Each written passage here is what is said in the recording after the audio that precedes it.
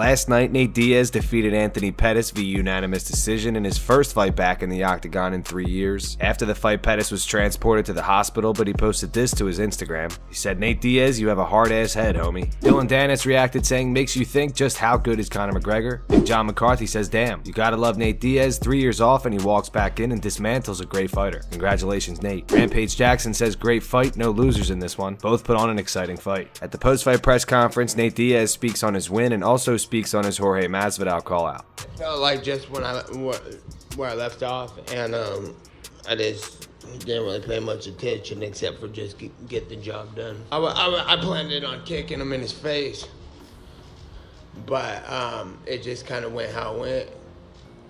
I didn't even work any of that clinch stuff. It just was like, I was just like, I'm either gonna do all this stuff I was drilling and working on, or I'm just gonna get into a full-on fight with him and add that shit to it. I just went in there and went. I warmed up in the back really good, and I was going hard, and then I kept warm when I went out, and then I started fighting because I didn't want to. I know it was a 5-minute round fight, and my last couple fights were 5-minute rounds, so I wanted to go in there like my first round was my 3rd or 4th round, and so I went in and.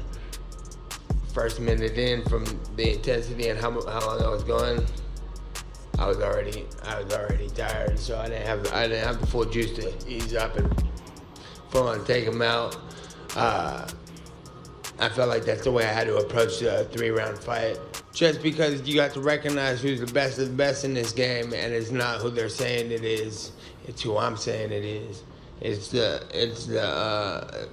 guys who've been in here for forever and now are still on the top of the game. Like Pettis just knocked out Thompson, who was just fighting for the 170 title a whole bunch of times, and then he fights Pettis. Pettis just knocks his ass out real quick. Who's the real baddest dude in the 170 division? And then they were trying to pump up a dude, and then Masvidal goes in there and knocks his ass out after he's been in here since I started fighting in 2004, I think. And then I think he's either been there right then or a little longer, and he just did that. So, and I just did that. So that's the best fighter to me. If everything works out right how it's supposed to work out, then I'll fight next month.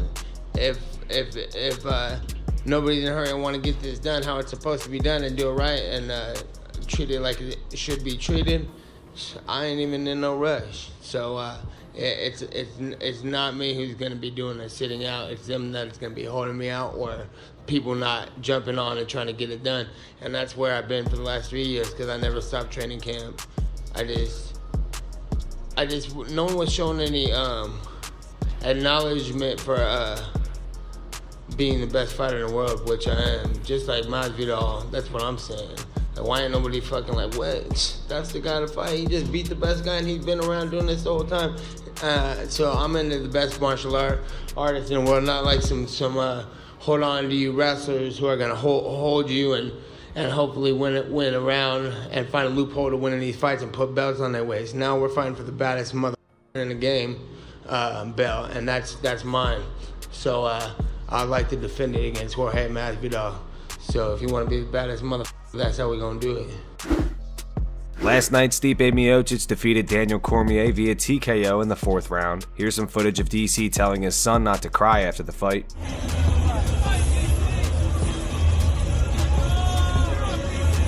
Khabib reacted to DC losing his title by posting this to his Instagram. He wrote, "The winner has many friends, but a person who lost has real ones. Keep your head up, you already proved that you are one of the best to ever compete in this sport." At the post-fight press conference, DC speaks on what went wrong this time. Felt like I was doing pretty good. Yeah, felt like I was doing pretty good, but then he landed that shot. In the 4th round, he landed some good body punches, and he landed that right hand that I didn't see, and he got the finish. He did a great job. I mean, I kind of took the pressure off a little bit. I don't know why. Like maybe try to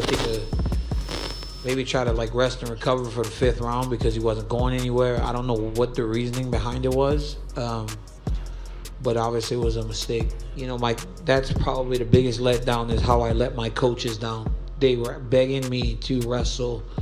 And that's probably the most disappointing thing, is that I didn't do what I was trained to do, and I feel like I let my coaches down, let them down. Stipe Miocic at the post-fight press conference speaks on getting his title back and also speaks on John Jones and Dana White saying he's the greatest heavyweight of all time. Well, I don't know. I knew I was a better fighter. And like I said, those first 2 rounds looked really bad. I know they looked really bad.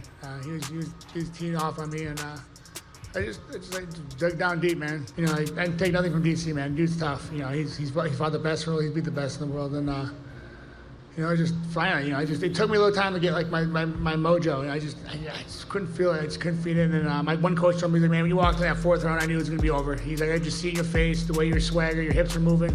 He's like, I knew it was gonna be good. You know, he's a tough guy, and he's really awkward. He makes it awkward for you. That's what he's good at. And I think he just, it just took me a little bit, you know. But hey, like you said, in a sprint, it's a marathon. Listen, he's an amazing fighter. You know, he makes people feel uncomfortable in there, and he did that for the first 2 rounds. But then I started getting my bearings straight. I saw him slowing down. I'm like, okay, this is where I gotta take it now. I mean, it's awesome, especially John Jones saying that, and Dana. It's really cool, man. It's cool to be noticed for your accomplishments. Listen, at the end of the day, I just want my daughter to be proud of me. You know, my dad did something in his life. My dad, you know, he fought for a living to give me a better life. You know, that's all I care about. Dana White at the post-fight press conference speaks on what's next for Daniel Cormier after being defeated by Stipe Miocic. Dana also speaks on Nate Diaz and the potential fight with Jorge Masvidal. Yeah, I just left his locker room right now, and obviously you all know how competitive he is. He's, you know, very bummed out. But there's nothing to be bummed out about. What an absolute war for 2 heavyweights to go in and punch and take punches the way they did and keep coming forward. When Stipe came out and was waiting for Cormier to walk, I mean, all you had to do was look at that guy. Was in phenomenal shape. Mentally, he was ready for this fight, and he got hit with everything but the kitchen sink and stayed in that fight. Then whoever in his corner told him to start going to the body the way it was brilliant, and incredible fight. And I don't know what the future is for Cormier. I told him, don't think about whether you want to fight again, you don't want to fight again, any of that stuff. Just relax, go home, spend some time with your family, and we'll talk about all that shit later. If tonight, you asked me before the fight, do you think he'll call out Masvidal? That would have been the last guy on earth I thought he would have called out. But he did, and it's kind of fun. I don't think anybody would disagree that they wouldn't want to see that fight. So I don't know, we'll see. You know, I know that Masvidal believes that he should get the next shot after,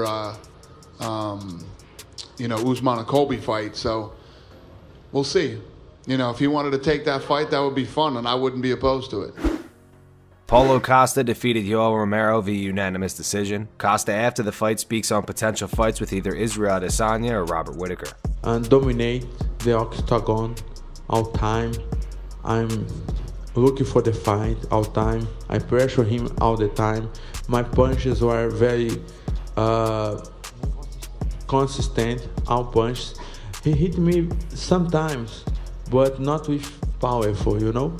And everybody knows the judges count this, how much power, how much damage your hits can do. So I was very confident on my victory. I think they both are looking to me scared, you know, because the both guys know now have a very, very tough guy looking for them.